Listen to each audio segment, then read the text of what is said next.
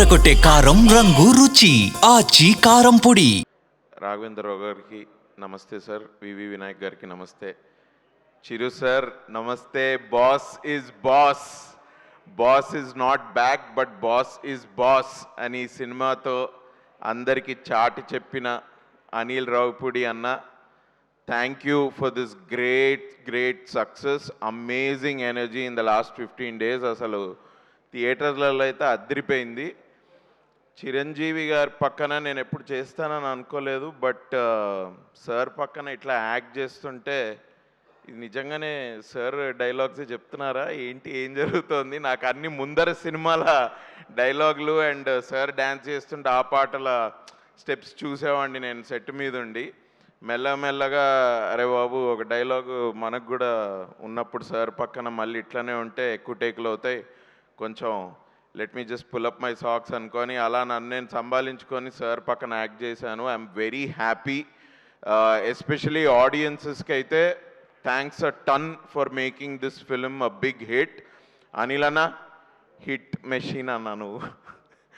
Sir boss is boss. Thank you sir, thank you. Thank you so much అండి. And Harshavardhan గారు ఇప్పుడు మాట్లాడతారు. ఇక్కడికి రాగానే అనిల్ గారు నన్ను ఇలా అన్నారంటే తక్కువ మాట్లాడమని. కొన్ని కోట్లాది మంది అభిమానులు మెగాస్టార్ స్పీచ్ కోసం చూస్తున్నారు, నేను కూడా అందులో ఒకడిని. సో తక్కువ టైంలో అనిల్ గారు అలా చెప్పడం తప్పులేదు, ఎందుకంటే మెగాస్టార్ ఎదురుగా నిలబడి మాట్లాడే అవకాశం దొరికినప్పుడు ప్రతి మెగాస్టార్ ఫ్యాన్ కూడా ఏం చేస్తారంటే, సార్ నేను మీకు ఎంత పెద్ద ఫ్యాన్ని, మీ సినిమాలు ఎన్ని చూశాను, ఎన్నిసార్లు చూశాను, మీలాగా నేను స్టెప్లు వేస్తాను, డైలాగులు చెప్తాను, ఇలాంటివన్నీ చెప్పడానికి ట్రై చేస్తారు.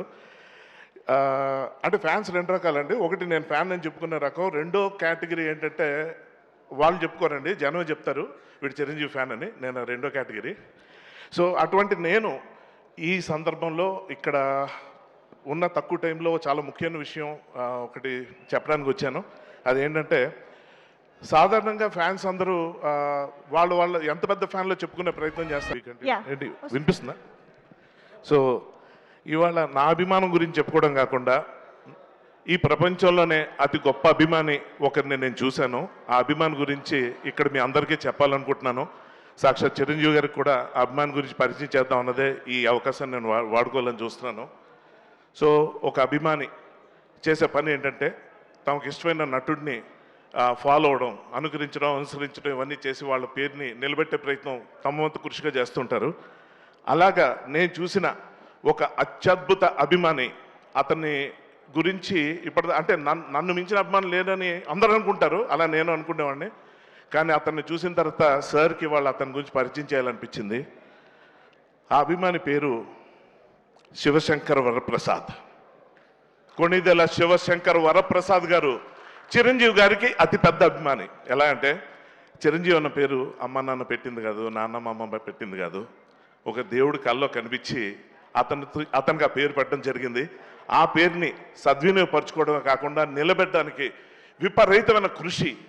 అది ఎంత కృషి అంటే, దశాబ్దాల పాటు అసలు ఒళ్ళు దాచుకోకుండా శ్రమని మర్చిపోయి విపరీతంగా అతను కష్టపడి ఆ పేరును నిలబెట్టడానికి, గెలిపించడానికి పడిన తపనకి అసలు hats off sir. Konidela Sivashankar Varaprasad గారి వల్ల మీరు చిరంజీవి అండి, మీ వల్ల మేమంతా సుఖీభవ. Thank you sir, thank you very much. Thank you so much Harshavardhan గారు, thank you very much. And